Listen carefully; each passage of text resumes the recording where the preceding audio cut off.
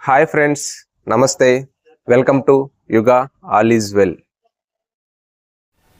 Friends, మనం ఇప్పుడు ధనురాసనం సులభంగా ఎలా చేయాలో చూద్దాం.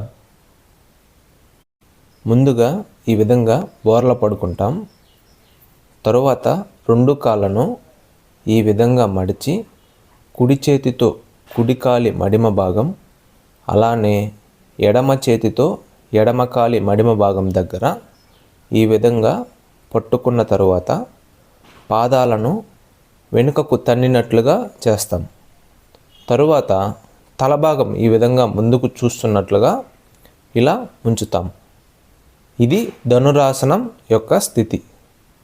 శరీరాన్ని బాణంలాగా వంచి ఉంచుతాం కాబట్టి దీనికి ధనురాసనం అనే పేరు వచ్చింది.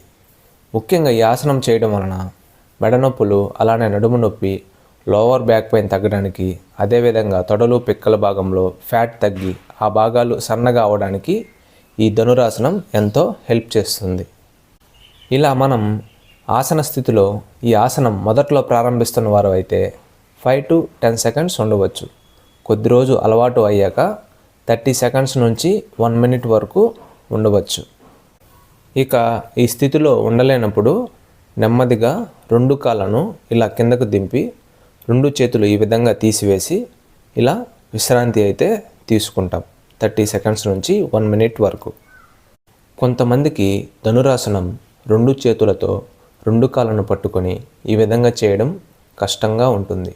అటువంటి వారు ఈ విధంగా ఎడమ చేయి నేలపై ఉంచి కుడి చేతితో కుడి కాలు మడిమ భాగం దగ్గర జాయింట్ దగ్గర పట్టుకొని ఇలా అయితే చేయాలి.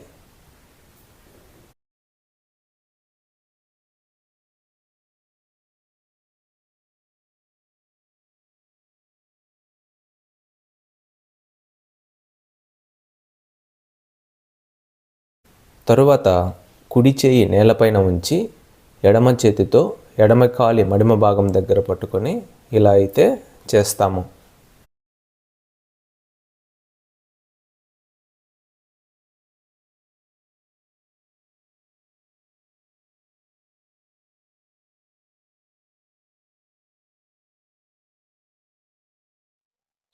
ఫ్రెండ్స్, చూశారు కదా, ఈ విధంగా ధనురాసనాన్ని రోజులో భాగం చేసుకొని ఎంతో ఆరోగ్యంగా ఉండాలని అయితే నేను మనస్ఫూర్తిగా అయితే కోరుకుంటున్నాను.